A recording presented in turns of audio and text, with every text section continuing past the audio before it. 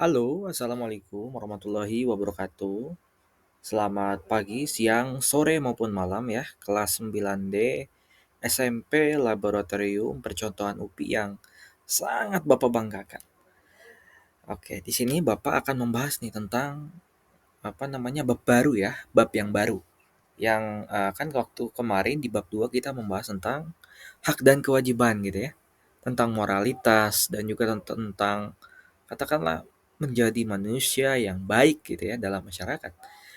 Sekarang kita akan memasuki bab yang sangat menarik, jauh mungkin lebih menarik daripada bab tentang hak dan kewajiban, yakni tentang kebebasan berpendapat dalam era keterbukaan informasi. Kita ke poin A-nya dulu ya, tentang makna kebebasan berpendapat warga negara. Yuk berkenalan dengan hak kebebasan berpendapat. Dari pengertian singkat dulu aja deh. Kebebasan berpendapat itu adalah hak individu untuk menyatakan pikiran tanpa takut dibungkam, yang esensial dalam masyarakat apa?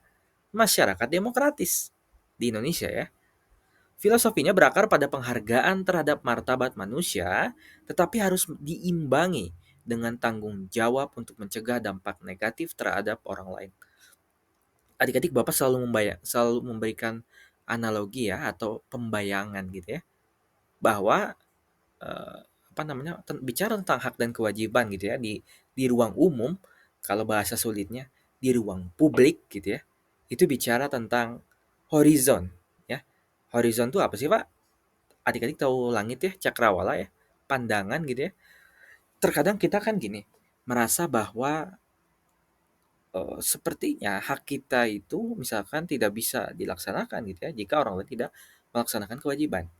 Misalkan kita ingin hak kita itu adalah hak untuk dihargai sebagai seorang person, sebagai seorang pribadi, sebagai seorang manusia. Maka orang lain pun harus melaksanakan kewajiban gitu ya, yakni menghargai kita. Kita pun sama harus melaksanakan kewajiban untuk menghargai orang lain, memanusiakan orang lain.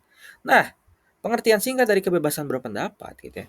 Kebebasan berpendapat juga adalah merupakan sebuah hak gitu adik-adik ya. Hak untuk apa? Untuk menyatakan pikiran tanpa takut dibungkam, yang seringkali menjadi sesuatu yang esensial. Tahu esensial? Yang mendasar esensial itu dalam masyarakat demokratis. Oke, gitu ya.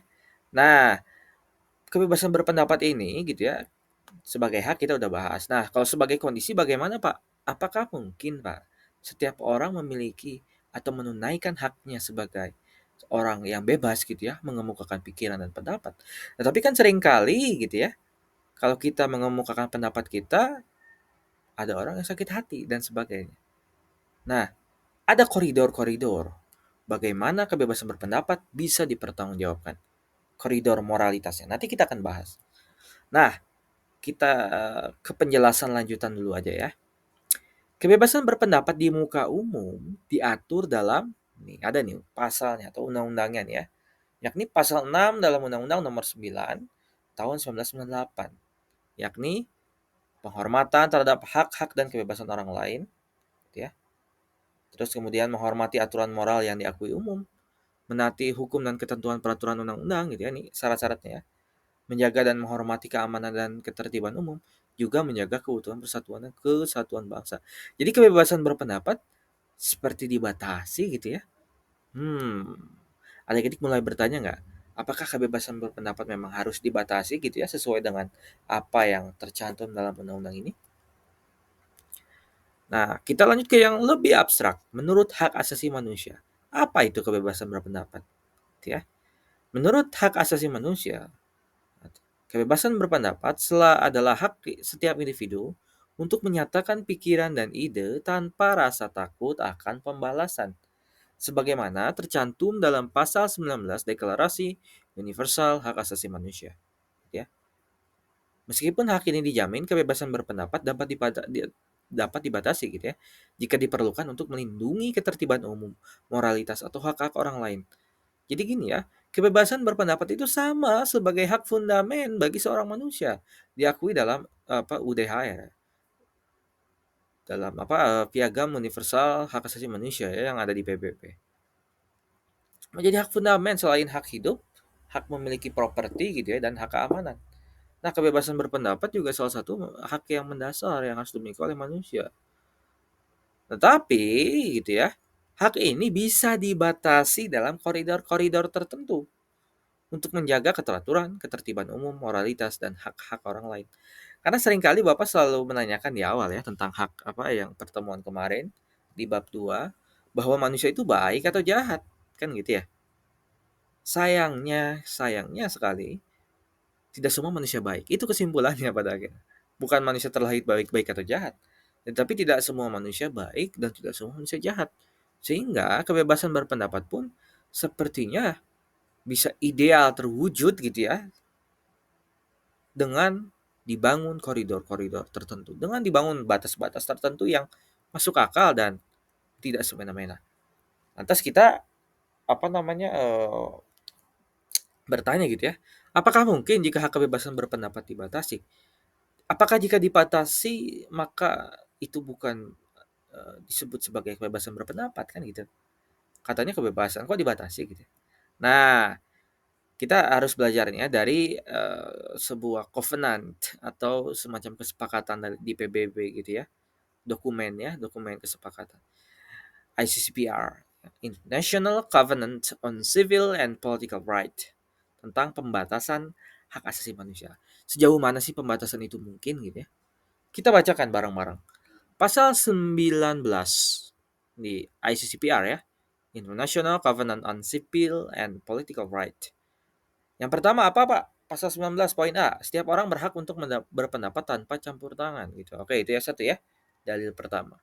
Kemudian di Covenant itu yang poin B, setiap orang berhak atas kebebasan untuk menyampaikan pendapat. Hak ini termasuk kebebasan untuk satu mencari gitu ya, menerima, menyampaikan segala macam informasi. Jadi mendapatkan informasi juga termasuk ya, dan gagasan tanpa memandang batasan-batasan. Oke, baik secara lisan tertulis atau cetak dalam bentuk karya seni, melalui media dan sebagainya. Nah, pelaksanaan hak-hak yang diatur di poin C ya, dalam ayat 2 pasal ini disertai dengan tugas dan tanggung jawab khusus. Oleh karena itu, hal itu dapat dikenai pembatasan tertentu. Tuh, dapat dikenai pembatasan tertentu. Ini PBB yang bilang ya, dari diskusi tentu forum internasional. Tetapi hal ini hanya dapat dilakukan sesuai dengan hukum dan sepanjang diperlukan untuk satu, menghormati gitu ya, martabat hak atau hak gitu kan orang lain. Yang kedua, untuk melindungi keamanan nasional atau keamanan umum dan kepentingan publik misalkan ya, atau kesehatan moralitas masyarakat. Nah, pasal 19 menerangkan bahwa adanya pembatasan atau derogasi berlaku bagi hal-hal yang dapat menjadi masalah dari kebebasan berpendapat atau berekspresi di muka umum seperti tercantum di pasal 20. Pasal 20-nya apa, Pak? Ini nih. Bunyi pasal 20 ya. Yang pertama poin 1, segala propaganda untuk perang dilarang oleh hukum. Kedua, segala tindakan yang menghancurkan kebencian atas dasar kebangsaan, ras atau agama yang merupakan hasutan untuk melakukan diskriminasi, permusuhan atau kekerasan harus dilarang oleh hukum. Jadi ngerti ya? Aturan ini menjadi pembatas bagi penerapan kebebasan berpendapat. Ini ada pembatasan yang paling masuk akal dalam Covenant International Politics yang tadi ya, ICCPR. Bahwa pasal 20 ini menjelaskan gitu ya bahwa seringkali gitu ya, kebebasan berpendapat yang sayangnya gitu ya tidak diatur, itu menciptakan kebencian, seringkali begitu, yang menyinggung ya, sara ya, suku, agama, ras dan sebagainya. Maka logis untuk dibatasi gitu. Oke. Tuh, lihat coba dibaca nih ya. Aturan ini menjadi pembatas bagi penerapan kebebasan berpendapat dan kebebasan berekspresi yang dikhawatirkan akan mematik terjadinya perang dan berpotensi merusak tatanan perdamaian dunia. Hal lain yang juga menjadi sorotan adalah tentang pelarangan terhadap ujaran kebencian atas dasar kebebasan gitu ya. Lanjut, kita simpulkan ya. Kebebasan berpendapat dapat dibatasi gitu adik-adik untuk melindungi ketertiban umum, moralitas dan hak-hak orang lain. Sebagaimana diatur dalam pasal 19 ICCPR tadi ya.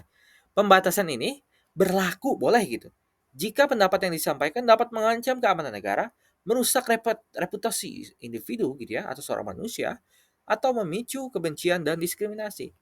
Namun, setiap pembatasan harus proporsional dan tidak melanggar prinsip-prinsip dasar hak asasi manusia gitu. Jadi pembatasan itu ternyata bisa dan logis ya.